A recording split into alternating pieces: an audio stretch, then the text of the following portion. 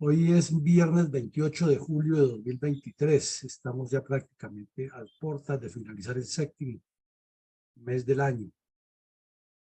Llegamos a la emisión 376 de la memoria histórica aún no contada del conflicto armado en Colombia. Y para el efecto vamos a retomar la reconstrucción histórica de un sangriento combate ocurrido en la zona rural del municipio de Milán, Caquetá, Puerto Milán más exactamente, en hechos que ocurrieron el 13 de febrero de 2013, una atroz emboscada perpetrada por la cuadrilla 15 de las FARC contra unidades de la Sexta División del Ejército, que causaron un importante número de bajas dentro de las tropas y causaron la sensación en el país que todo lo que se estaba conversando en Cuba entre los delegados del señor Santos y los delegados del grupo narcoterrorista iba para la farsa y para el engaño que efectivamente terminó, y que desafortunadamente los muertos se quedaron y el señor Santos se quedó con un inmerecido e innecesario premio Nobel de Paz, que aún nos sigue haciendo daño con todo lo que ha sucedido después en relación con el narcoterrorismo, sus planes de supuesta paz y los demás eventos políticos que han sumido a Colombia en una conflictividad que parece eterna y han impedido el desarrollo nacional. Además, con el crecimiento geométrico y matemático de los cultivos de coca y lo que eso significa en términos de ser exportadores de cocaína y ser blanco de toda la acción criminal que se teje alrededor de ese oscuro negocio. Adelante, mi coronel. Mi coronel, hoy viernes 28 de julio del 2023, nuestro programa diario institucional de la reconstrucción de la memoria histórica aún no contada del conflicto armado en Colombia nos recordará algunos apartes del complejo fenómeno de violencia multiforme sucedido en el Caquetá, convertido mediante acciones subversivas coordinadas en un territorio de violencia para los perversos intereses de los cabecillas de los grupos comunistas armados y los carteles de narcotraficantes, con miras a la implantación de un criminal esquema de violencias sistemáticas contra el pueblo colombiano, y con la complicidad de organizaciones no gubernamentales comunistas, tanto de fuera como dentro del país. ¿De qué manera nuestra Fundación Excelencia, Liderazgo y Transformación resalta la memoria de las víctimas del narcoterrorismo contra Colombia, y en este caso los antecedentes de seguridad que concluyeron en la masacre de 7 soldados y 4 militares heridos, orgánicos de la Sexta División, que fueron atacados por los violentos narcoterroristas de las FARC en el corregimiento de San Antonio de Getuchá, en febrero del 2013?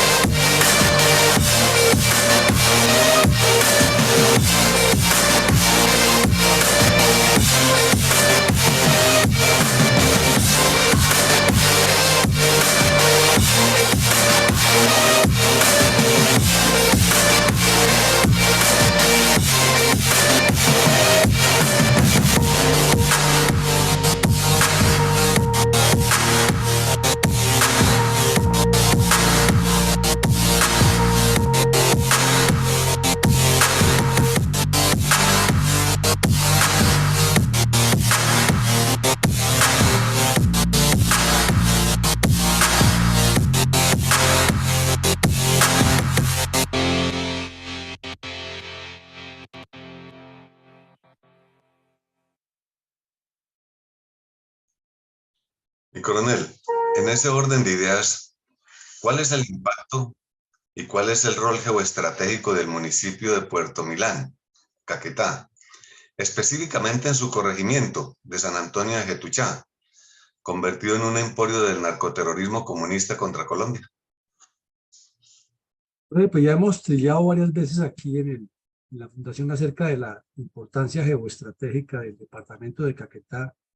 de cada uno de sus municipios y de algunos de sus corregimientos muy conocidos por estos hechos de violencia, de criminalidad y de desorden público y de atraso que traen consigo con cada una de sus acciones violentas los grupos narcoterroristas. Y pues no sobra siempre reiterar que la geografía, la ubicación geográfica, la proyección geoestratégica y geopolítica del departamento, infortunadamente se les ha convertido en un tal favorable a estos delincuentes, tanto los que están en el monte como los que dirigen las guerrillas comunistas desde las ciudades en las altas estructuras de la izquierda proterrorista. El departamento hacia el occidente está surcado o cruzado por la cordillera oriental que se inicia a ramificar unos kilómetros más hacia el sur occidente. Y esta cordillera tiene un amplio espectro que forma una geografía que es única en los departamentos de Caquetá y Putumayo, que es el descenso de la región andina sobre la región amazónica, formando una combinación única en Colombia y en el mundo. No hay otro país que tenga esa característica de unir la cordillera andina directamente con la zona amazónica, con la selva amazónica. Y luego el departamento se extiende en una inclinación de más o menos 120 grados hacia el sur oriente, recupera nuevamente una formación independiente de cordillera en la serranía del Chiringuete que abarca los departamentos de Guaviare y Caquetá, y es irrigada por una gran cantidad de ríos. Algunos nacen en la cordillera, otros nacen en la serranía del Chiringuete y otros nacen dentro de la misma selva. Por eso, cuando se produce la deforestación en cualquiera de estas regiones, o para hacer ganadería extensiva de manera irregular, o para sembrar coca, que es lo más común, por parte de los mal llamados colonos, se le está causando un daño terrible a la ecología, al planeta y al pulmón del mundo. Y además, todos estos ríos van a tener problemas de flujos alterados de sus cauces, generando otro tipo de dificultades a las comunidades que viven asentadas en las orillas de todos estos cursos hidrográficos. Decimos que por el norte o nororiente del departamento está el río Apaporis, muy famoso, muy importante, uno de los ríos más importantes de nuestra geografía, que en el centro del departamento lo cruzan o lo riegan los ríos Caguán, el río Yarí, parte del río Caquetá, que luego se convierte ya en límite departamental, el río Orteguaza y otros ríos que son muy conocidos, además de una innumerable cifra de caños. Todo eso para ubicarnos geográficamente dentro de un departamento que es muy concentrado hacia el occidente, en la zona poblada, y hacia el oriente, en la proporción que la selva se va volviendo más exuberante, menos habitado y desafortunadamente más afectado por la cantidad de cultivos ilícitos y la presencia de grupos criminales. También porque no es sino cruzar hacia el sur del Caquetá, el departamento de Putumayo, y se está en Ecuador o Perú. Y dentro de esos municipios vemos que está el municipio de Puerto Milán, que no es tan grande, aquí está resaltado con el número 6, ya que su nombre no cabe en el mapa. Y este municipio de Puerto Milán está sobre el río Orteguaza y limita al norte con Montañita, al noroccidente con Florencia, que es la capital, es decir, que no es muy lejos de la capital, y la carretera es buena en un tramo, la otra es destapada, pero realmente se puede transitar, facilita el tráfico. Y los terroristas de las FARC, por la cercanía con Florencia, pensando en cercarla, han ido construyendo todo un emporio narcocriminal en todos los municipios que rodean a Florencia. Y hacia el sur, este municipio hacia el suroriente, entra de una vez al municipio más grande del Caquetá, que es el municipio de Solano, por el cual se sale ya al resto de departamentos de la zona selvática. Vemos aquí también otro mapa en que nos ubica nos señala la ubicación geoestratégica tan fundamental que tiene el Caquetá, que limita con Amazonas, pues, con Guaviare, con Meta, con el Huila, y prácticamente sigue por la cordillera y llega a Bogotá. Entonces, cuando nos nombran San Vicente del Caguán, nos imaginamos que eso queda por allá lejísimos, que eso es selva, que es abandonado, y resulta que al verlo sobre el mapa, San Vicente del Caguán tiene la probabilidad de subir a la cordillera, y por la cordillera oriental está muy cerca de la capital. Es más, está prácticamente en la punta nororiental del Huila, que limita con el distrito capital, al sur del distrito capital y sur de Cundinamarca. Y también se puede salir de ahí al sur del Tolima, donde formaron las FARC. Entonces es falta de análisis, de conocimiento, cuando nos imaginamos que San Vicente del Caguán, que es esta franja grande que aquí queda lejísimo. Y lo mismo al hacer un análisis muy lógico del mapa, tampoco es que el municipio de Puerto Milán esté tan lejos de Bogotá como nos imaginamos. El Partido Comunista sí lo vio así, y ahí la importancia del despliegue sobre la cordillera oriental. Pero al cruzar hacia el sur, no es sino atravesar una franja que en algunas partes tiene apenas 23, 24 kilómetros, como entre Puerto Leguízamo y La Tagua, y ya está en territorio peruano. O cruza una franja un poco más larga y está en territorio ecuatoriano. O por el río, por cualquiera de las dos, comunica y puede llegar hasta el Brasil. De igual manera, si atraviesa la parte sur del municipio de Solano y entra al Amazonas, también está ya en el Perú, y por el río puede bajar rápidamente hasta el Amazonas, cruzar la selva y llega al río Amazonas en los límites internacionales de Brasil, Perú y Colombia en Puerto Leticia. Entonces, es una ubicación fundamental para las guerrillas y por eso crecieron con tanto auge, sin que hubiera la forma de controlarlas, porque el Estado colombiano no tuvo ni la vocación política ni la visión de entender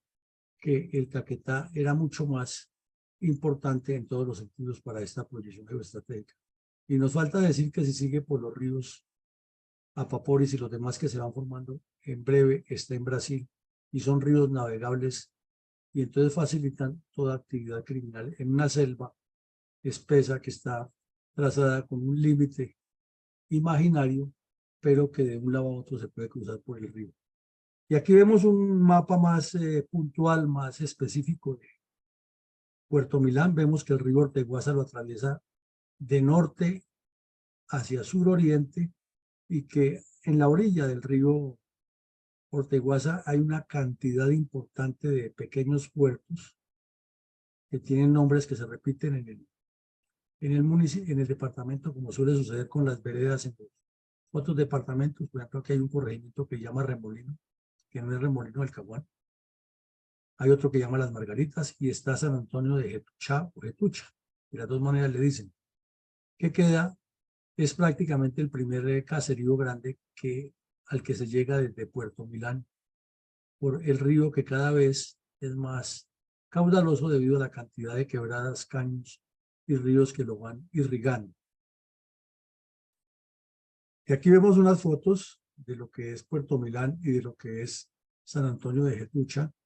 que han ido creciendo a la orilla del río, pero de manera irregular. Vemos fotos de lo que es el Caquetá, en esencia es lo mismo, zonas deforestadas, zonas urbanizadas que han ido creciendo de manera irregular, carreteras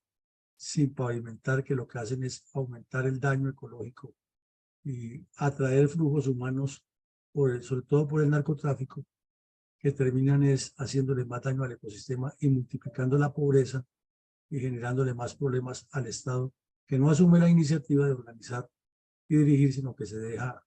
doblegar. Y vemos que es una de las maravillas que tenemos en nuestro territorio, una de las aguas que bajan de la cordillera en este municipio, que parece un paraíso terrenal, pero que allá no llegan sino los bandidos de las FARC y los narcos a imponer la ley y el orden y evitan que esto sea explotado turísticamente de mejor manera, que le traería recursos a ese municipio. Entonces, como vemos, muy interesante cada vez que uno se mete en la geografía del Caquetá o en la geografía de Colombia, se lleva más sorpresas, se lleva más, adquiere más información que se pensaba que ya la tenía. Adelante, mi coronel. Gracias, mi coronel. Si me permite hacer algunos aportes de observación personal sobre este territorio. Claro, pues sí, coronel, adelante. Por favor, me coloca la ayuda del mapa general de Caquetá para decirles lo siguiente. Por observación personal, debido pues a muchos vuelos que hicimos sobre esta región, tiene unas características muy especiales, adicionales a las que mencionó mi coronel. Y es que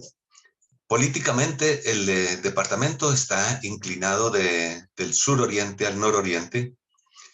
con respecto pues a la posición geográfica mundial. Pero eso a su vez ha creado que los municipios también tengan ese tipo, esa configuración, muy alargados, delgados, extendidos en ese mismo sentido. Y todo eso generado por una topografía muy particular, que es que, aunque no es montañoso en general en su 95%, pero sí tiene ciertas líneas de pequeños serranías que están en ese mismo sentido, como si hubieran sido unos pliegues geológicos generados por la historia, el desarrollo del planeta. Y en medio de esas líneas cordilleranas bajitas, pero muy evidentes cuando se sobrevuela, pues están todas esas cuencas hidrográficas que mencionó mi coronel, como el río Apoporis, el río Yarí, el río Caguán, el Orteguaza, el Caquetá y hasta el mismo Putumayo, ya en el departamento del Putumayo, que siguen esa misma dirección de las aguas bajando de las cordilleras desde el noroccidente al suroriente, buscando especialmente el río en el Brasil, ya el río Negro, a donde van todas esas aguas a desembocar para salir al Amazonas y continuar su viaje atravesando todo el continente hasta el Atlántico, en el Brasil. Muy bien, pero eso a su vez ha generado bastantes inconvenientes de tipo político, ya en el campo político y administrativo. Por ejemplo, en el caso del municipio de Solano, está exactamente en todo el noroccidente del departamento, en la confluencia del río Caquetá con el Orteguaza. Y aunque este municipio, decía mi coronel, que es el más grande del departamento, pues siempre he escuchado cuando estuve por allá que es el más grande de Colombia. De tal manera que un municipio que tiene un casco urbano muy pequeñito se extiende hacia el oriente en una forma pues casi que fantástica, porque si el Caquetá para la mayoría de los colombianos queda en un territorio casi que africano por su lejanía, pues para los habitantes y las autoridades políticas de ese municipio es más o menos lo mismo que su resto de territorio que se extiende hasta ese fenómeno tan fantástico como es la serranía de Chiribiquete, que ya lo hemos mencionado, por su fantasía geológica. Pues así siendo todo esto, pues el desarrollo y colonización se ha ido en esa misma dirección, que infortunadamente ha sido en desorden, sin programación, a pesar de que las tierras son muy ricas, especialmente al piedemonte de la cordillera, y son una gran posibilidad de riqueza natural, hidrográfica y de producción de alimentos y también de minerales, porque tiene petróleo, minas de asfalto y muchas otras cosas para la riqueza nacional. Muy bien, quería hacer este aporte y espero no haberme extendido. Mi coronel, ¿quiénes son los responsables políticos y los actores intelectuales y materiales de la masacre de 7 soldados y 4 militares heridos, orgánicos de la 6ª División del Ejército, que fueron asaltados por las FARC en el San Antonio de Getuchá en febrero del 2013? Bueno, mi coronel, como responsables políticos Juan Manuel Santos, que era el presidente, los mudos que fueron a arrodillarse ante las FARC a Cuba y sus comisionados de paz y sus ministros de defensa y del interior,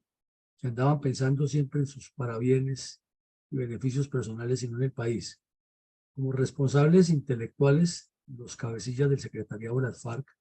Timochenko, Iván Márquez, y los que estaban vivos para esa época del 2013, inclusive el Gabo Gómez que está ahí. Y responsables ya directos de la región del Caquetá, pues están los dos terroristas, alias Joaquín Gómez y Fabián Ramírez, alias Fabián Ramírez, Benito Cabrera, alias Fabián Ramírez, esos dos. Y en el sitio el que dirigió personalmente la emboscada cumpliéndole las instrucciones a estos delincuentes está el tal alias Wilmer, de quien hablamos hace 2 días,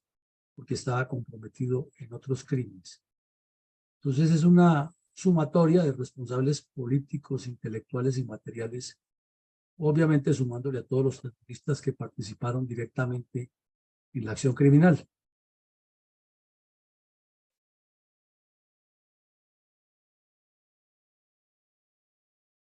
Adelante, mi coronel. Mi coronel, demos a conocer parte del extenso prontuario criminal del narcotraficante terrorista de la FARC, Raúl Gómez Urrea, alias Wilmer Medina, de la cuadrilla 15 de las FARC.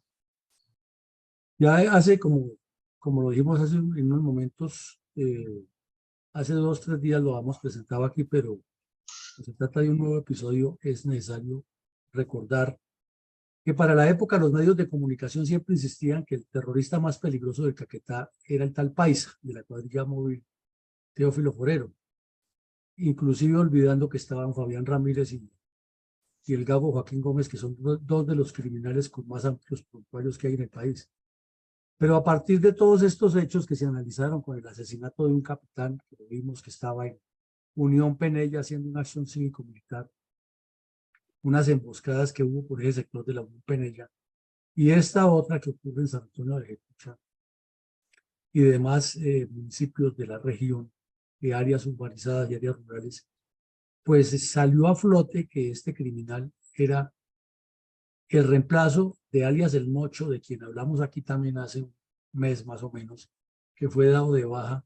en una operación interesante de la 9ª Brigada en el área rural de San Vicente de Caguán. Ese Mocho había sido uno de los que había cometido todos los actos criminales de la década del 90 y comienzos del 2000, incluido el asalto a las Delicias y la masacre de Huerres, el ataque al Cerro de Patascoy, etc. Pero ese murió y quedó entonces este Raúl Gómez Urrea, alias Wilmer, como su reemplazo, y parece que estimulado por la cantidad de crímenes que cometía el tal Mocho,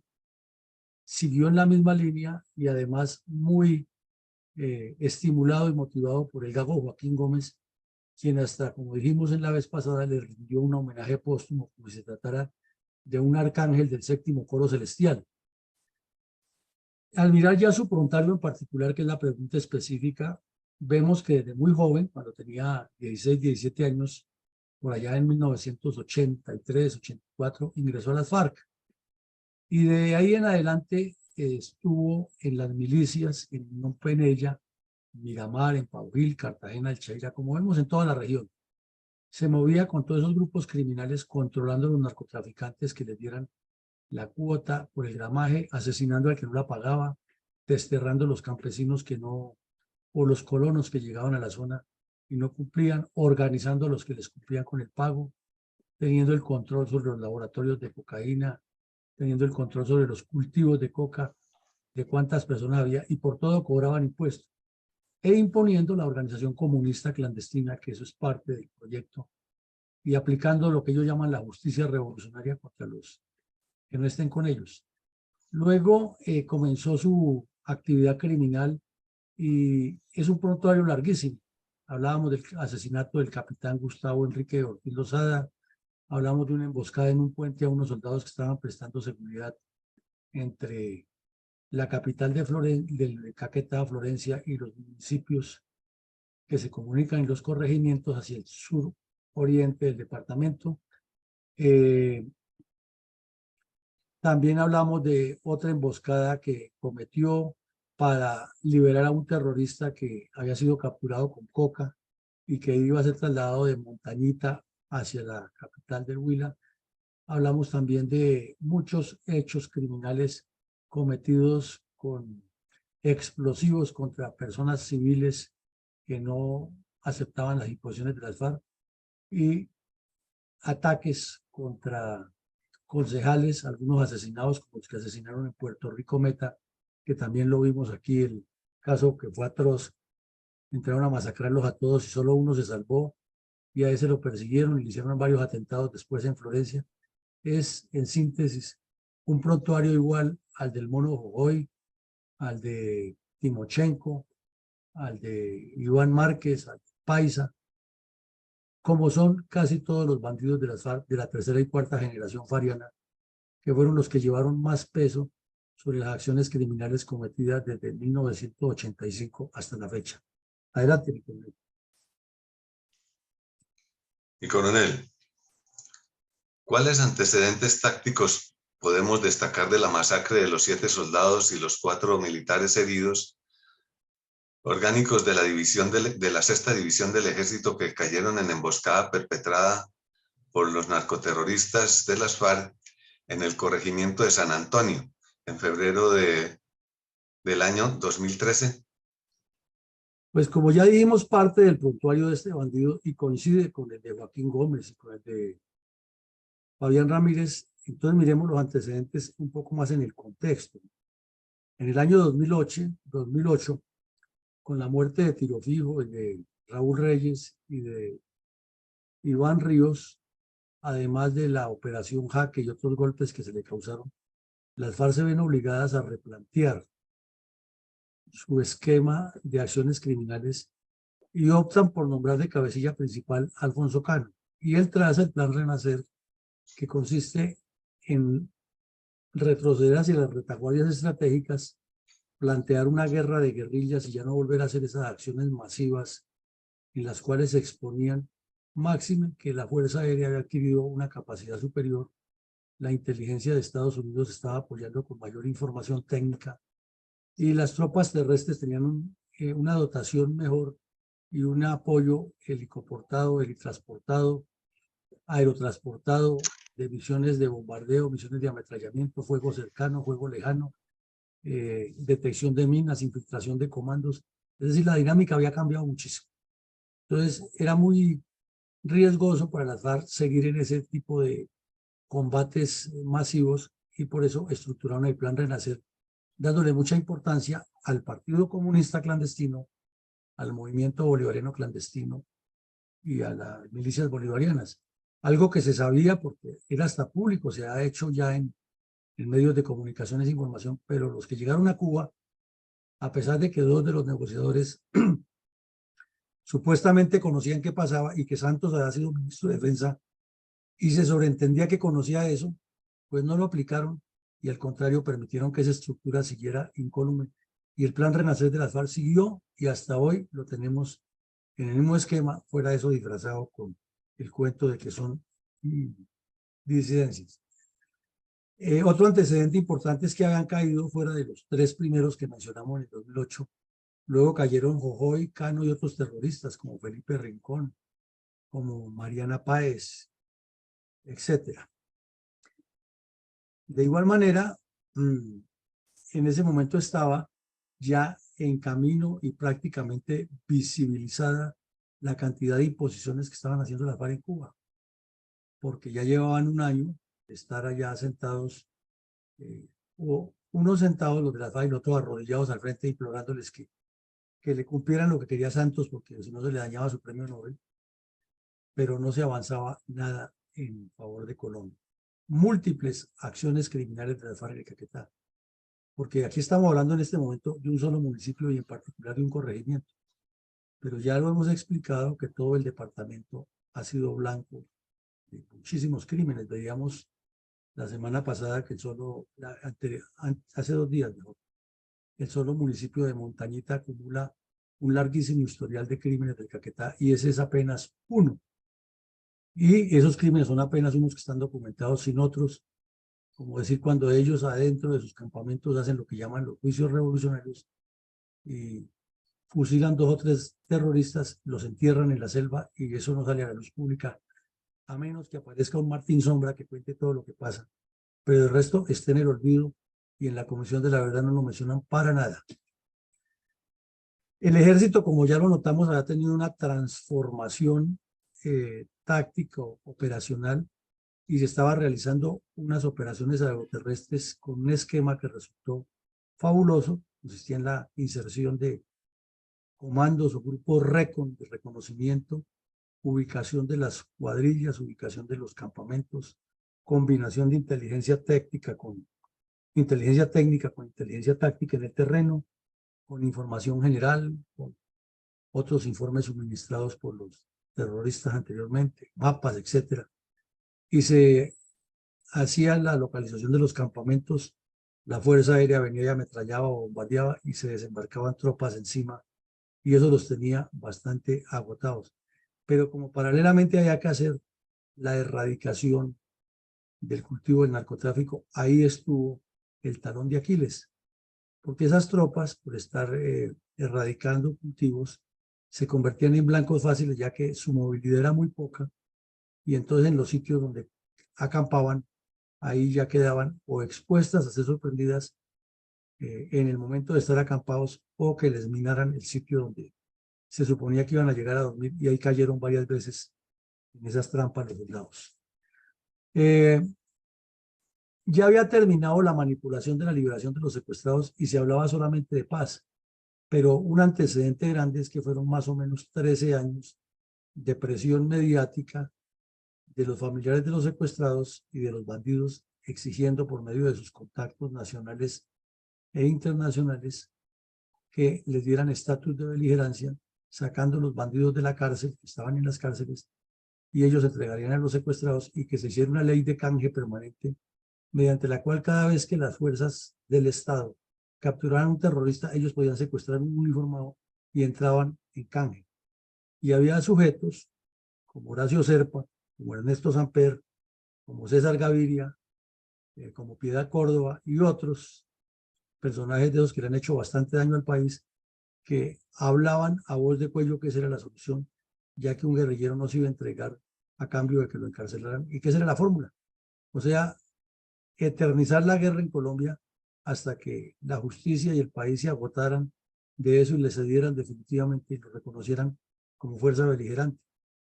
Claro, aparecían Lula da Silva, Hugo Chávez, luego Maduro, Ortega, la dictadura cubana, los Kirchner,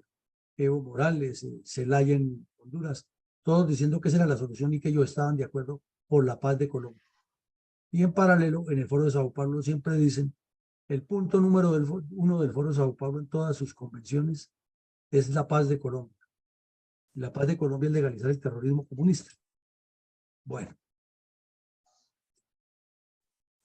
la incorporación por la fuerza o con engaños de menores indígenas y campesinos es histórica en las FARC, pero su acción más directa y su incremento es a partir del Plan Renacer, porque ese plan considera que esos menores son los que hay que formar de pequeños como futuros cabecillas terroristas, y el mejor proceso es pasarlos por las milicias, por los grupos clandestinos de apoyo, y luego integrarlos directamente a las cuadrillas cuando ya se han ideologizado. Pues no les es muy difícil ideologizarlos, porque un muchacho de 13 años que le entregan un fusil y que le enseñan a matar ya cree que es el dueño del mundo, y más en un entorno de esos donde está alejado de la civilización y otras posibilidades, más fácil todavía. Y si es en la escuela que la maneja el profesor o la profesora de las FARC, con mayor razón. Y de ahí hacia atrás y de ahí hacia adelante, la primavera del narcotráfico en favor de las FARC ha sido su fortaleza, y últimamente le han agregado la minería ilegal, pero alrededor de eso siempre están los politiqueros corruptos que los legitiman y buscan otras soluciones al conflicto y a la acción armada de las FARC, y no se enfocan ni siquiera en el informe de la verdad. Dice la verdad que el narcotráfico ha sido la espina dorsal de toda esta acción. Entonces, en síntesis, son una cantidad de antecedentes de alto nivel estratégico en el conflicto, muy presentes y muy correlacionados con la acción depredadora de las FARC en el Caquetá. Adelante, mi coronel. Coronel, ¿cómo informó el país de España los hechos criminales de las FARC previos a la masacre de los 7 soldados y 4 heridos orgánicos del ejército en la emboscada a Leve por los narcoterroristas de las FARC en el corregimiento de San Antonio de Getuchá? Bueno, pues las FARC en todo ese proceso desarrollaron paralelamente y lo siguen desarrollando una amplia campaña de publicidad internacional y la hacen desde distintas instancias, pero en particular con los familiares de los terroristas que con dinero del narcotráfico los han mandado a estudiar a Europa y los sostienen allá. Y sostienen ONGs que también reciben apoyo europeo, no mucho, pero que son sostenidas con dinero del narcotráfico. Entonces, el periódico El País de España, pues, ha cubierto muchas cosas de lo que ocurre en el conflicto, pero no podemos desconocer que sus corresponsales que vienen de Europa, los que están aquí, han sido contactados de una u otra manera por las FARC. Y estas son las fotos, o esa es la foto aterradora. Se nota que los soldados estaban o levantando un cambuche, un campamento, o iban a campuchar. Y ahí se nota que es el sitio donde fueron atacados y miserablemente asesinados, sorprendidos. Pero es que eso pasa porque la erradicación de cultivos son zonas muy grandes.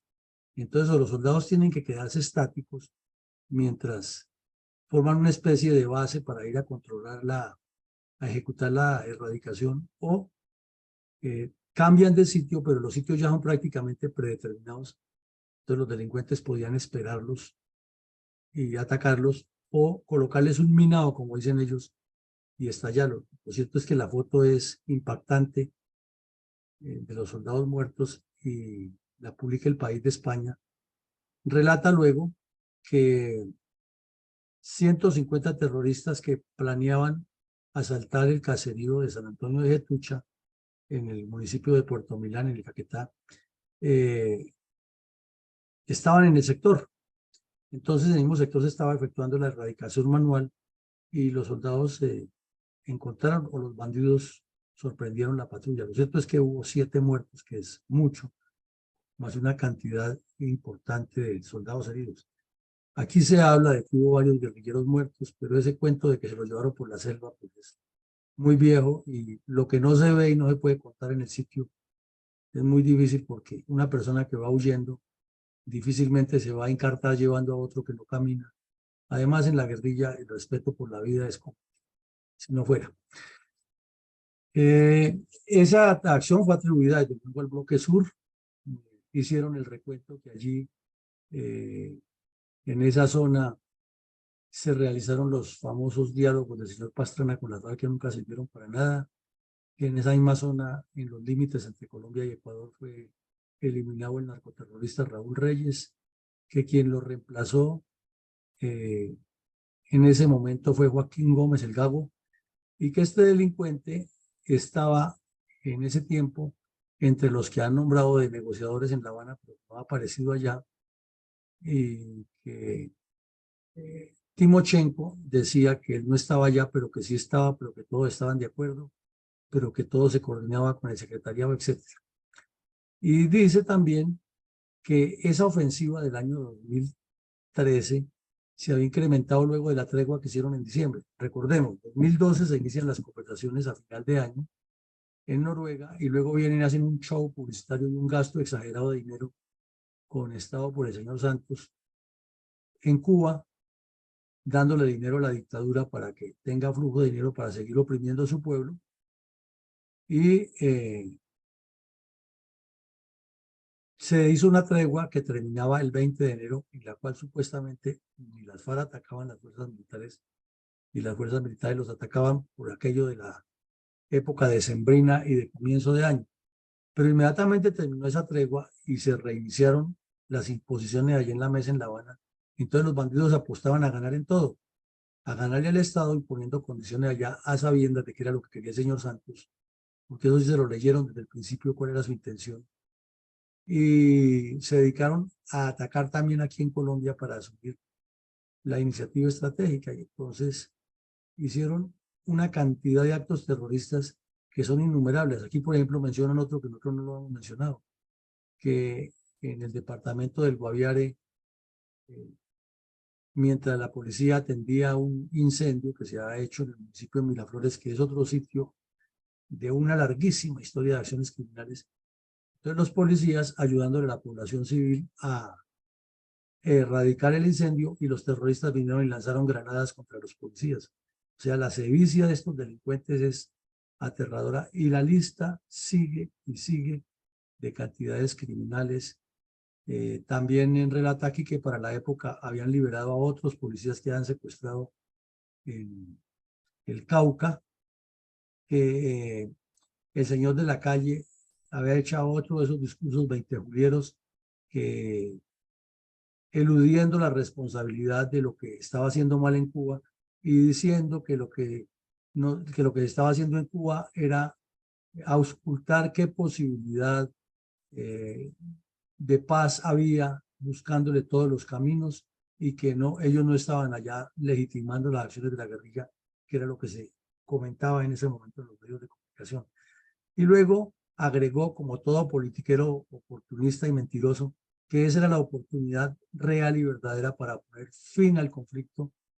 por medio del diálogo. Y con ese argumento escribió un pasquín mentiroso de su autoría, dando a entender que todo eso fue una maravilla, y, y le pasa como el cuento que dice el humorista Vargas Vil. Son políticos muy tercos, y son tan tercos que siguen convencidos de sus mentiras, porque parece que no hay quien los desmienta. Pero la realidad es otra, y la estamos viendo en el terreno y con los hechos, y analizando ya en retrospectiva cómo era que las FARC negociaba en Cuba una cosa y aquí en Colombia imponía otra, y los politiqueros corruptos ansiosos de llenarse de premios y nuevos cargos, hasta de gobernar a Colombia, les ayudaban con mentiras y con argumentos, como si fueran los pastores directos de San Francisco de Asís, creyendo en la bondad de todo el mundo. Adelante, mi coronel. Y coronel, ¿qué sucedió 3 meses después, en el mismo corregimiento, cuando en una emboscada los mismos terroristas atacaron a una patrulla del batallón Héroes de Huepí? Así, antes de mirar eso, miremos que la revista Semana volvió y hizo una reconstrucción, y aquí pues sí nos presentó el nombre de personas que murieron, de los militares que murieron en esa atroz emboscada, ese ataque sorpresivo. Un cabo tercero, un muchacho de 21, 22 años, con toda la vida por delante,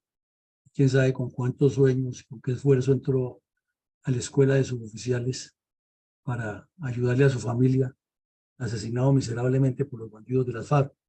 y soldados profesionales que son soldados de origen muy humilde, precisamente de ese origen a quien los bandidos dicen defender.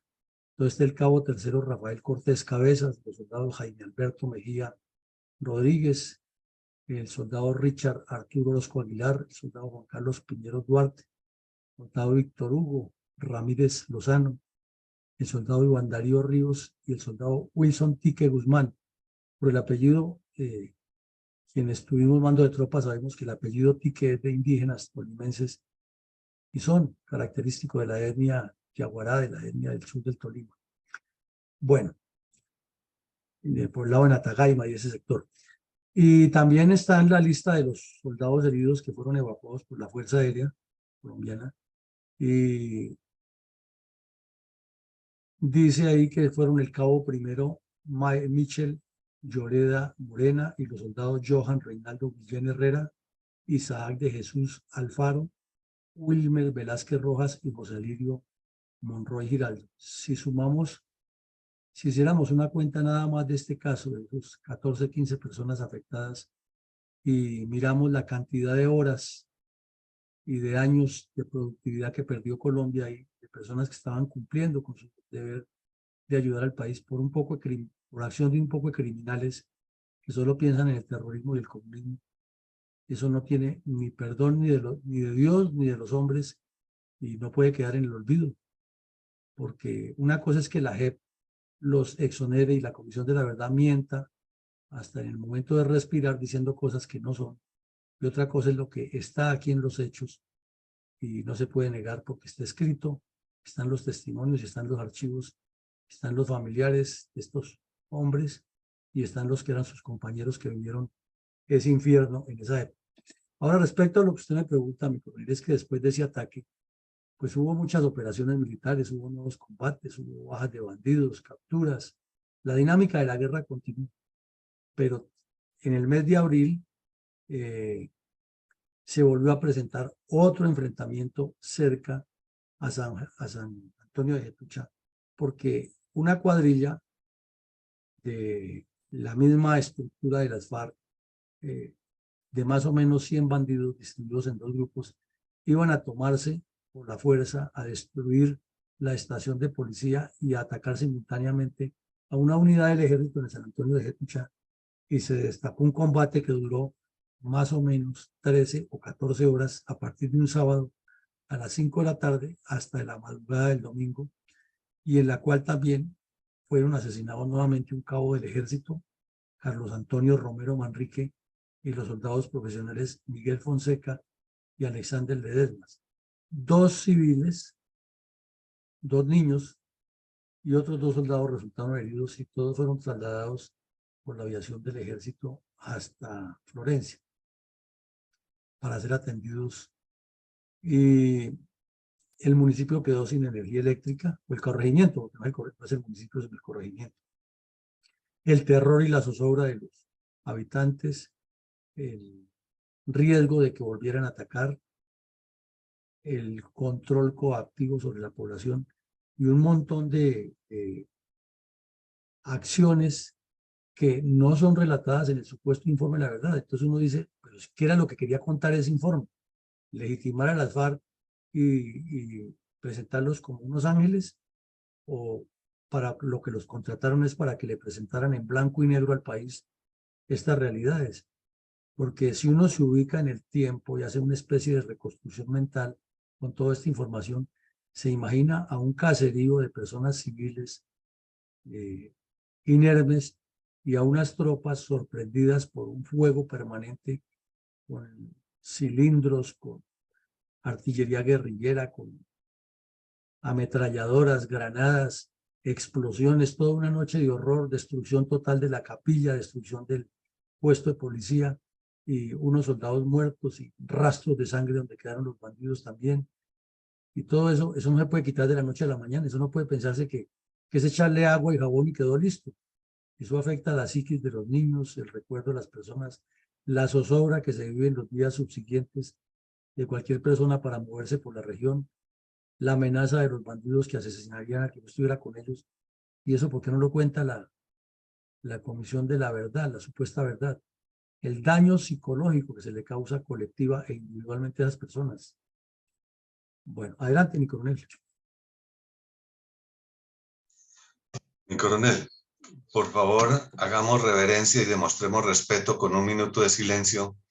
por las almas de los 10 militares del ejército que cayeron en sendas emboscadas perpetradas por los narcoterroristas de las FARC en el corregimiento de San Antonio en el 2013.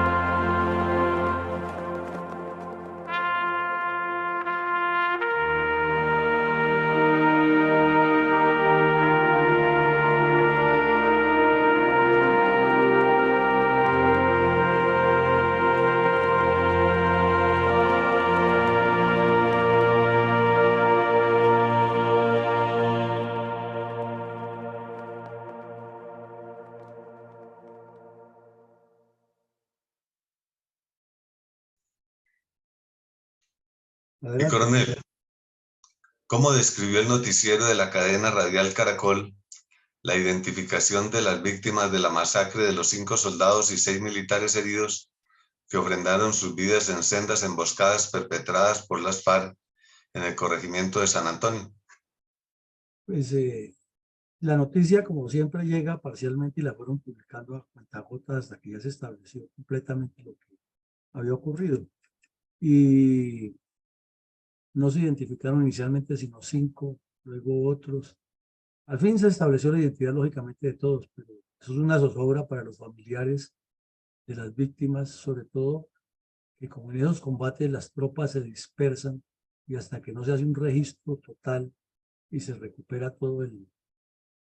componente que estuvo en el contacto, pues eso es una zozobra permanente en los centros de operaciones de los batallones, en los centros de operaciones de las brigadas, en las oficinas de personal, revisando los expedientes de los familiares, en las guardias de los batallones, las familias preguntando por sus hijos, por sus hermanos. Eso es un drama y estos bandidos han sido lo más tránsfuga, lo más oscuro en el manejo de esa información y siempre salen y dicen que no, que ellos quieren la paz, es que eso es producto de no entregarles el país como ellos dicen y encuentran, como lo hablábamos hace un rato, politiqueros corruptos que les juegan a legitimarles esas acciones vandálicas. Y así ocurrió de manera lenta, como ha sucedido en casi todas las acciones en las cuales hay combates intensos. No es fácil completar el personal y revisar que todos estén sanos y salvos o establecer quiénes fallecieron o a quiénes secuestraron o a quiénes están desaparecidos todavía. Eso es un proceso. Y coronel, por favor hagamos un recuento para los oyentes de reflexiones acerca de los hechos que hemos analizado en el día de hoy sobre la emboscada en el sur en el corregimiento de San Antonio en febrero del 2013. En primera medida, no es de más estarle recordando a nuestra audiencia que el Caquetá no se descompuso simplemente porque el Estado llegó a sacar a 4 bandidos que estaban en Marquetalia y entonces iniciaron las luchas agrarias. Y no, eso es una disculpa, eso es un montaje, eso es parte de la narrativa que han construido los comunistas para desviar la realidad. ¿No? Caquetá se convirtió en uno de los epicentros fundamentales para el Partido Comunista Colombiano del incentivo de la violencia terrorista contra Colombia para avanzar, como vimos en la geografía, desde la periferia hasta la capital de la República y rodearla. Por eso determinaron como área de retaguardia estratégica el departamento del Caquetá. Eso es pensado, planeado a largo plazo y tiene un origen en el Partido Comunista, que es el inspirador de las guerrillas. Lo que pasa es que cuando las FARC ya se meten al narcotráfico, ya ponen las condiciones y son los dueños del balón, y entonces la dirección nacional del Partido Comunista queda de igual a igual con las FARC y ya hablan de tú a tú, pero siguen siendo la inspiración y la prueba es que todos esos delincuentes que llegan a nivel de cabecillas de las FARC son formados dentro de la juventud comunista y luego estructurados dentro del partido. Entonces, en síntesis, el Caquetá es fundamental para ese plan estratégico de los comunistas desarmados y armados y sus brazos armados naturalmente. Hay un olvido permanente y la Comisión de la Verdad parecería ser la tapa de esa sepultura, es ocultar los crímenes que han cometido las FARC a lo largo de la historia de la violencia narcoterrorista de filiación comunista contra Colombia en el departamento del Caquetá. Es que es el departamento, no diríamos el más afectado, porque es que está en una competencia tenaz con Norte de Santander, Caquetá, Putumayo,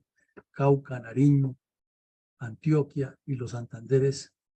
están en una competencia grande para saber dónde es que las FARC hicieron o han cometido más barbaridades. Pero en esencia el Caquetá ha sido muy golpeado. Un departamento con tanta riqueza y tanta potencialidad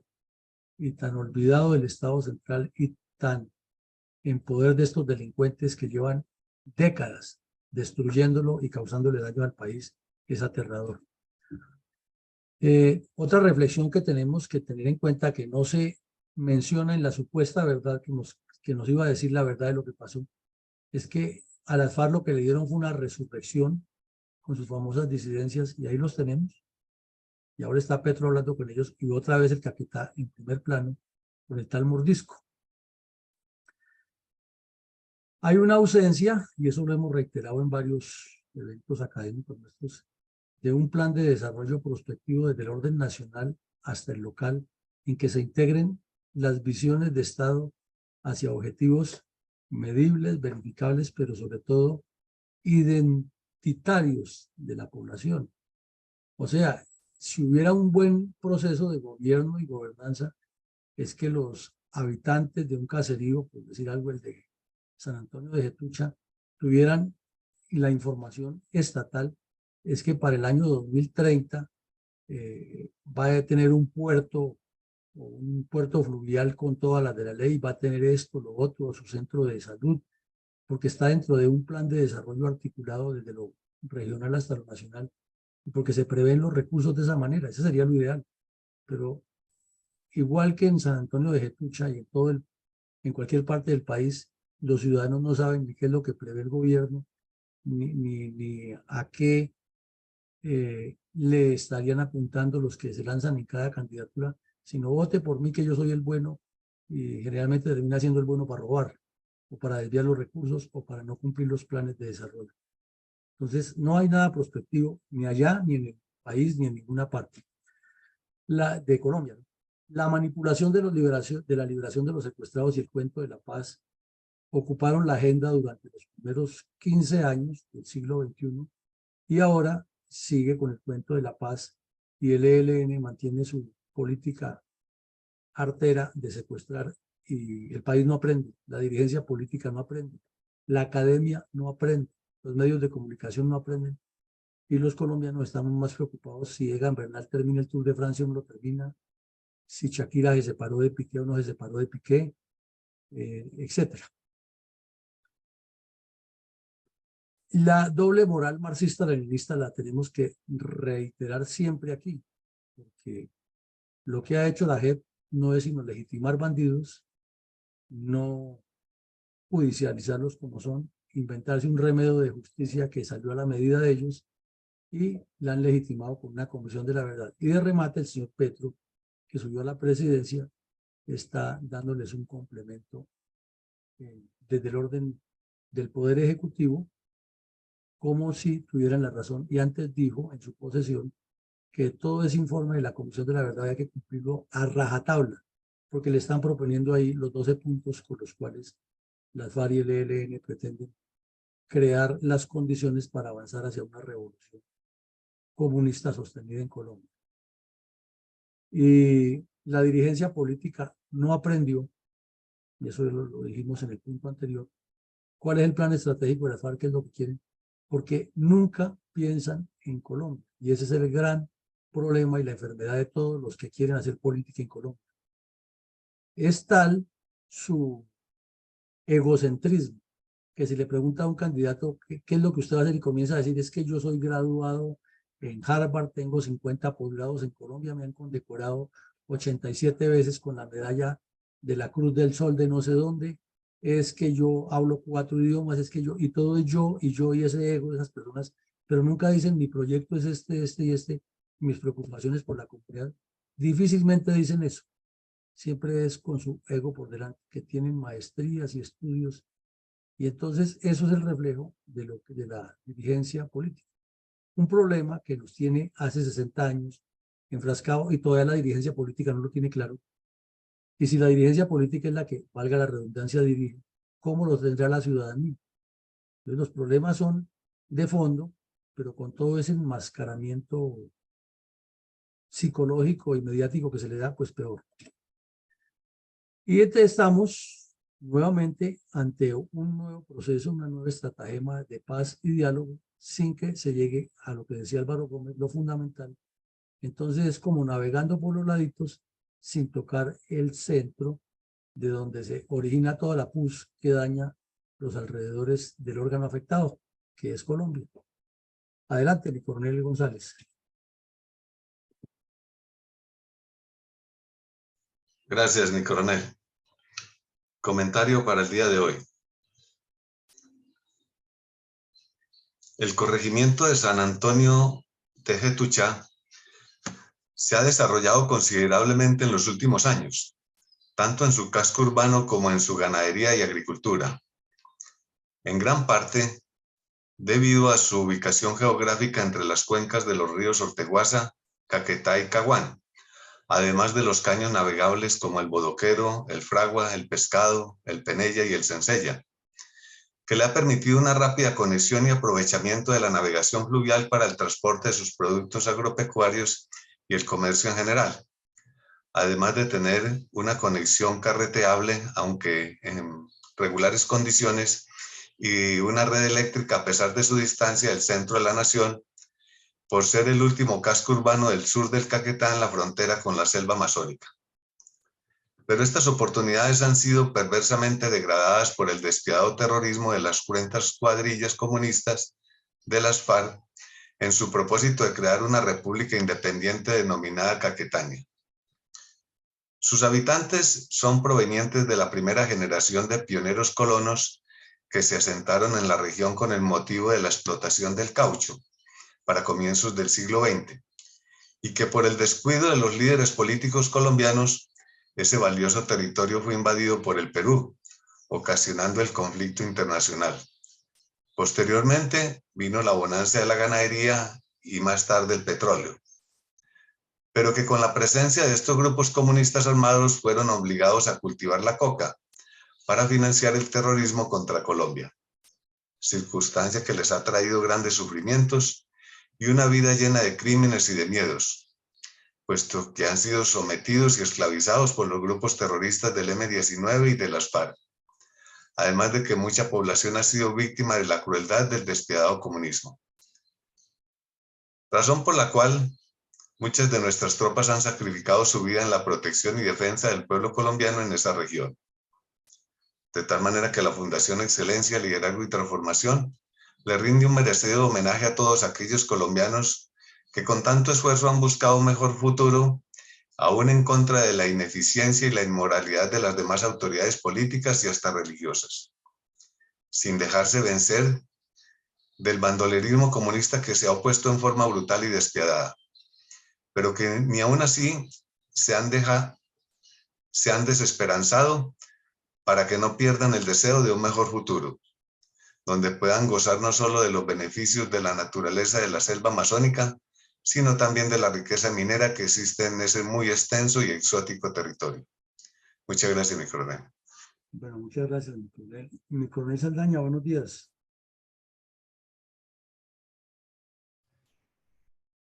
¿No está mi coronel Saldaña? ¿Lo ha visto en la sala? Buenos días, mi coronel Villamarín. Buenos días, compañeros,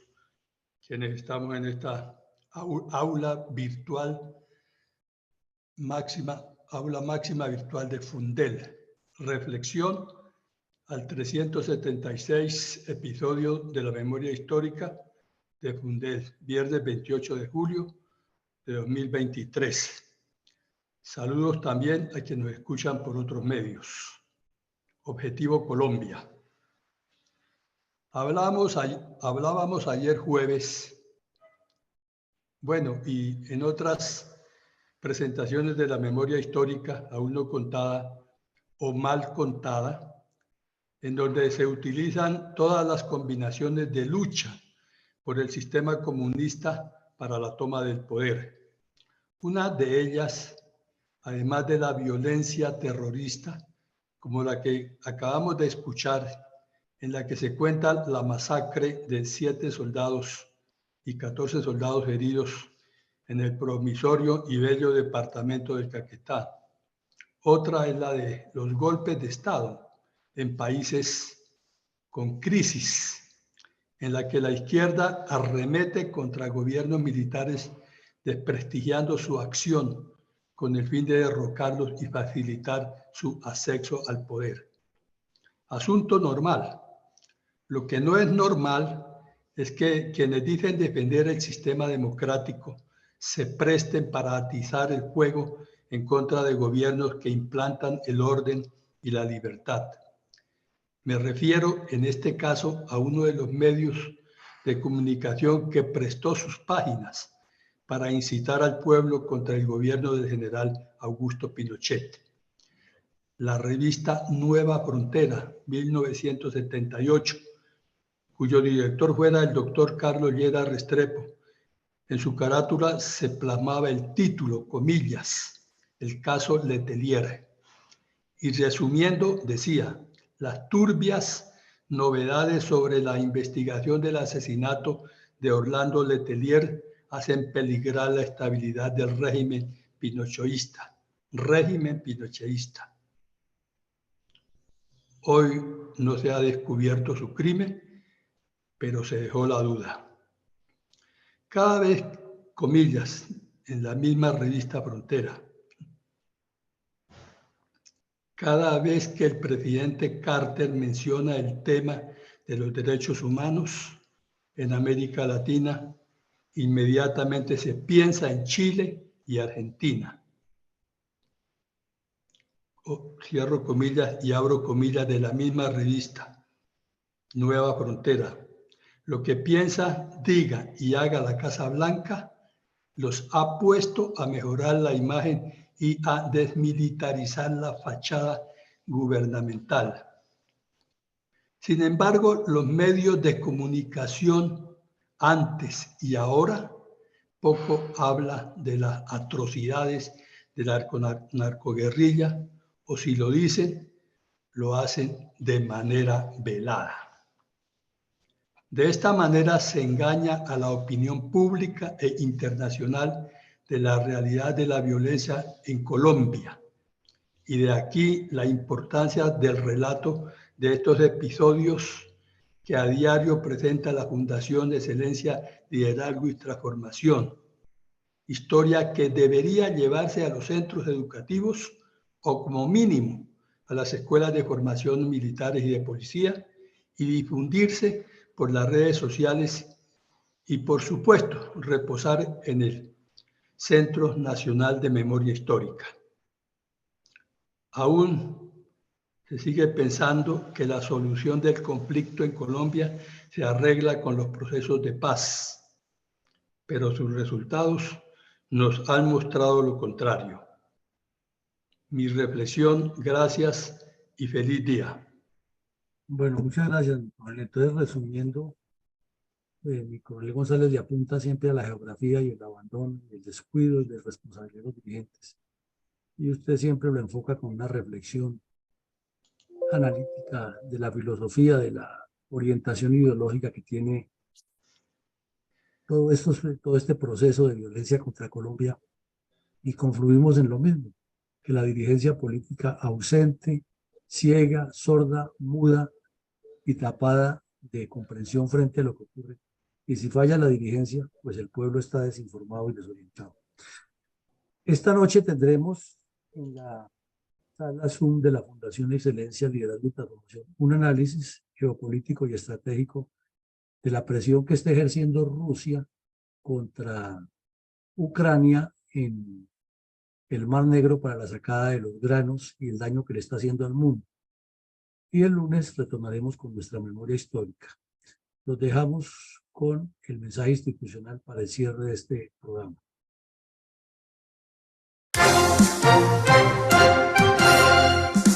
Invitado nuevamente para que todos los días, de lunes a sábado, de 7:30 a 9 de la mañana, se conecte a las redes sociales de la Fundación Excelencia, Liderazgo y Transformación, a escuchar en la voz de sus protagonistas la verdadera memoria histórica de la violencia desatada durante varias décadas por las guerrillas izquierdistas contra Colombia.